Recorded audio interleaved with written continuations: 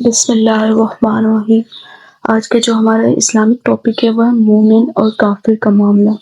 شیخ علامہ شیخ باب الدین رحمت اللہ نے لکھا ہے کہ چوتھے آسمان پر دو فرشتے باہر ملے۔ ایک نے دوسرے سے کہا کہ کہاں جا رہے ہو؟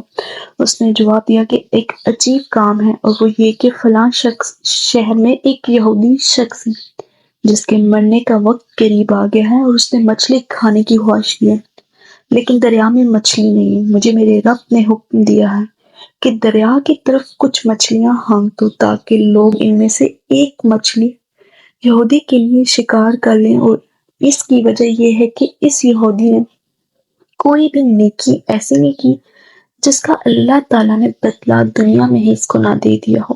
اب صرف ایک نیکی باقی رہ گئی ہے، اس لیے اللہ تعالیٰ چاہتا ہے کہ اس کی خواہش کی چیز اس تک پہنچا دے تاکہ وہ دنیا سے ایسے حال میں نکلے کہ اس کے لیے کوئی نیکی نہ ہو۔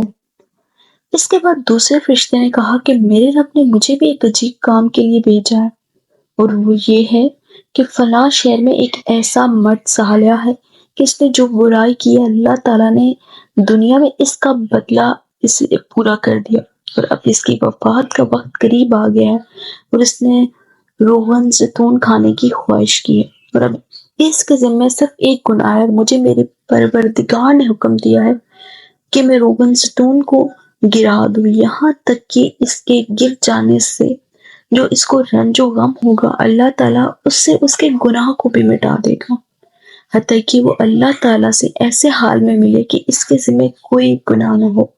سبحان اللہ۔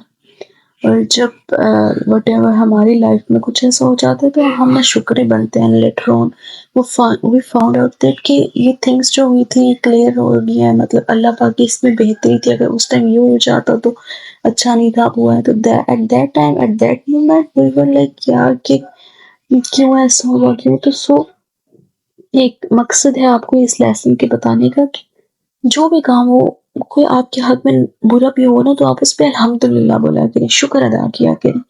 یہ اللہ اور میرے رب کے فیصلے ہیں، ان کے بیچ میں آپ نہ شکری نہ کیا کریں، پھر اللہ پاک اس سے بھی بڑھ کے آپ کو نوازے گا۔ محمد بن کعب رحمت اللہ نے فرمایا کہ اللہ تعالیٰ کا فرمان ہے، یعنی جب کافر ذرہ بر اور چونٹی برابر نیکی کرتا ہے تو اس کا ثواب دنیا میں ہی دیکھ لیتا ہے، اور مومن جب ذرہ برابر برائی کرتا ہے تو آخرت سے پہلے دنیا میں ہی اس کی جزا دیکھ لیتا ہے۔